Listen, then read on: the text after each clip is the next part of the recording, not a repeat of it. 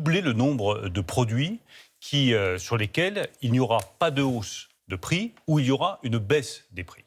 C'était le 31 août, juste avant la rentrée. Le ministre de l'Économie, Bruno Le Maire, annonçait aux Français et en direct à la télé qu'ils allaient enfin payer moins cher à la caisse du supermarché. Il y aura des contrôles sur les engagements qui sont pris par distributeurs industriels, 5000 produits dont les prix ne doivent plus bouger ou bouger à la baisse. C'était une promesse au terme d'une grande réunion avec les principaux acteurs du marché. L'effet devait même être instantané. Alors honnêtement, pas du tout. Certains Parisiens affirment pourtant n'avoir rien remarqué de majeur. Non, j'achète ce que j'ai besoin sans excès et je vois pas la baisse, non, au contraire. Parce que le prix du sucre continue de flamber. Pas étonnant, dit ce spécialiste de la grande distribution en Europe. Non, on ne peut pas parler de gel des prix. Déjà, on parle d'une liste de 5000 produits. 5000 produits par rapport à ce que vous avez dans un supermarché en France, on parle d'un quart des produits. Et cette liste-là n'est toujours pas déterminée.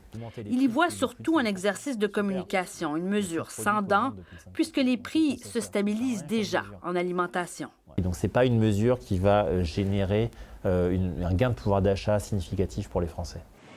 Donc non, le gouvernement français n'a pas eu recours au gel des prix. Il s'en remet pour le plus long terme à la bonne foi des grandes enseignes et des industriels à qui il reproche de se remplir les poches au détriment des consommateurs. Fallait s'y attendre dans un pays où les prix sont fixés une fois par année seulement et dans une fenêtre de temps précise, sans changement possible. Donc ça veut dire que là, s'il y a eu des baisses de matières premières, elles ne sont pas tout de suite répercutées sur les prix. C'est-à-dire qu'il faut attendre un peu qu'il y ait ces négociations avant qu'il y ait des baisses. Donc le système français, pour refléter très vite les baisses de prix, n'est clairement pas celui à suivre.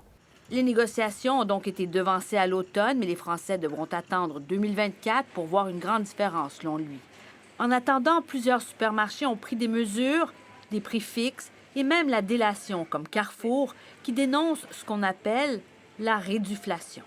C'est-à-dire que je vois énormément de produits, y compris parmi les 5000 dont vous parlez, qui ont diminué au niveau du poids, du grammage, et le prix est ou pareil ou même a augmenté. La pratique est devenue si répandue que le gouvernement promet aujourd'hui de l'interdire. La vieille bonne concurrence demeure la panacée la plus efficace aux problèmes de prix.